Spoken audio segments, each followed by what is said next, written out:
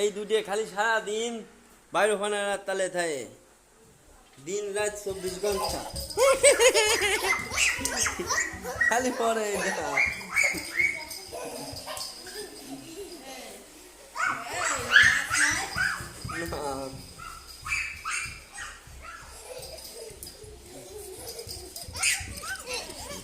এইটা খালি পরে আর এইটাতে খালি কান্দে এইটা খালি আপা আর এইটা খালি পরে সারাদিন রাত 24 ঘন্টা এটা খালি পড়ার তালে থাকবে।